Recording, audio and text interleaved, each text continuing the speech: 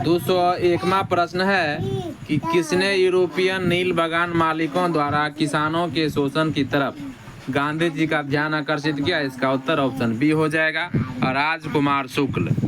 राजकुमार शुक्ल ने यूरोपियन नील बागान मालिकों द्वारा किसानों के शोषण की तरफ गांधी जी का ध्यान आकर्षित किया। शुक्ल ने वर्ष 1916 में लखनऊ कांग्रेस अधिवेशन के दौरान गांधी जी से भेंट कर उन्हें चंपारण के किसानों के शोषण की कहानी सुनाई एवं गांधी जी को चंपारण आने के लिए आमंत्रित किया। 202 नंबर का प्रश्न है कि गांधी जी को चंपारण आने का आमंत्रण किसने दिया? तो ऑप्शन ए हो जाएगा, राजकुमार शुक्ल। 203वां प्रश्न है कि चंपारण में इंडिगो किसानों की दशा की ओर गांधी जी का ध्यान किसने आकर्षित किया? ऑप्शन डी हो जाएगा, राजकुमार शुक्ल। 204वां प्रश्न है कि गांधी जी द्वारा भारत में पहली बार सत्याग्रह आंदोलन बिहार में कहाँ प्रारंभ किया गया? ऑप्शन डी हो जाएगा, चंपारण में। उपर्युक्त घटनाओं में बिहार में हुआ चंपारण सत्याग्रह भारत में गांधी जी का प्रथम सत्याग्रह सर्वप्रथम घटना है। 19वीं सदी के आरंभ में गोरे बागान मालिकों ने चंपारण के किसानों से एक अनुबंध के आधार पर यह विनिश्चित करा लिया था कि उन्हें अपनी जमीन के 3/20 भूभाग में नील की खेती करना अनिवार्य है, जिसे 3 कठिया पद्धति के नाम से जाना जाता था।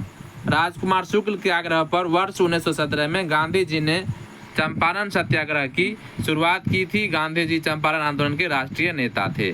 अगला प्रश्न है 205 नंबर का कि बिहार में कौन से स्थान में गांधी जी ने अपना प्रथम सत्याग्रह किया था? तो ऑप्शन ए हो जाएगा, चंपारण में। आगे बढ़ते हैं और 206 नंबर का प्रश्न है कि चंपारण नील आंदोलन के राष्ट्रीय नेता कौन थे? तो ऑप्शन ए हो जाएगा, महात्मा गांधी थे। 207 नंबर का प्रश्न है कि प्रसिद्ध नाटक नील दर्पण जिसमें इंडिगो की खेती करने वाले किसानों के दमन का चित्रण किया गया की रचना किसने की थी? ऑप्शन डी हो जाएगा, दीनबंधु मित्र ने। 1857 के विद्रोह के ठीक बाद बंगाल में नील विद्रोह 1859 से 60 हुआ। सन्यासी विद्रोह 1763 से 1800 में, संथाल विद्रोह 1855-56 में तथा पावना उपद्रव 1873 से 76 में हुआ। नील विद्रोह की शुरुआत बंगाल के नदिया जिले के गोविंदपुर गांव से हुई। एक नील उत्पादक के 2 भूतपूर्व कर्मचारियों दिगंबर विश्वास तथा विष्णु विश्वास के नेतृत्व में वहां के किसान एकजुट हुए तथा उन्होंने नील की खेती बंद कर दी। यह नील आंदोलन के इतिहास में अपनी मांगों को लेकर किए गए आंदोलनों में सर्वाधिक व्यापक और जुझारू विद्रोह था। बंगाल का नील विद्रोह शोषण के विरुद्ध किसानों की सीधी लड़ाई थी। बंगाल के वे काश्तकार जो अपने खेतों में चावल की खेती करना चाहते थे, उन्हें यूरोपीय नील बागान मालिक नील की खेती करने के लिए मजबूर करते थे। नील की खेती से इनकार करने वाले किसानों को नील बागान मालिकों के दमन चक्र का सामना करना पड़ता था। सितंबर 1859 में उत्पीड़ित किसानों ने अपने खेतों में नील न उगाने का निर्णय लेकर बागान मालिकों के विरुद्ध विद्रोह कर दिया। 1860 तक नील आंदोलन नदिया, पावना, खुलना, ढाका, मालदा, दिनाजपुर आदि क्षेत्रों में फैल गया। किसानों की एकजुटता के कारण बंगाल में 1860 तक सभी नील कारखाने बंद हो गए। बंगाल के बुद्धिजीवी वर्ग ने अखबारों में अपने लेखों द्वारा तथा उन जनसभाओं के माध्यम से इस विद्रोह के प्रति अपने समर्थन को व्यक्त किया। इसमें हिंदू पैट्रियट के संपादक हरिश्चंद्र मुखर्जी की विशेष भूमिका रही। नील बागान मालिकों के अत्याचारों का खुला चित्रण दीनबंधु मित्र ने अपने नाटक नील दर्पण में किया है। अब आगे बढ़ते हैं और अगला प्रश्न है 208 नंबर का प्रश्न है कि निम्नलिखित में से किस सत्याग्रह आंदोलन में गांधी जी ने प्रत्यक्ष रूप से भाग नहीं लिया? ऑप्शन सी हो जाएगा, वायकोम सत्याग्रह।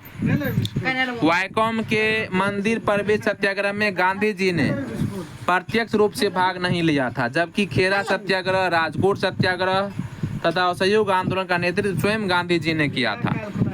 209 नंबर का प्रश्न है कि स्वाधीनता आंदोलन के दौरान महात्मा गांधी के करीबी अंग्रेज मित्र थे? Option C, Reverend Charles Andrews, Deenbandhu Andrews, Saint Stephen College Delhi में प्राध्यापक थे। भारतीयों से इसका गहरा लगाव था और हर तरह से भारतीय बनना चाहते थे। रविंद्रनाथ टैगोर, गोपाल कृष्ण गोखले तथा महात्मा गांधी से इनके घनिष्ठ संबंध थे।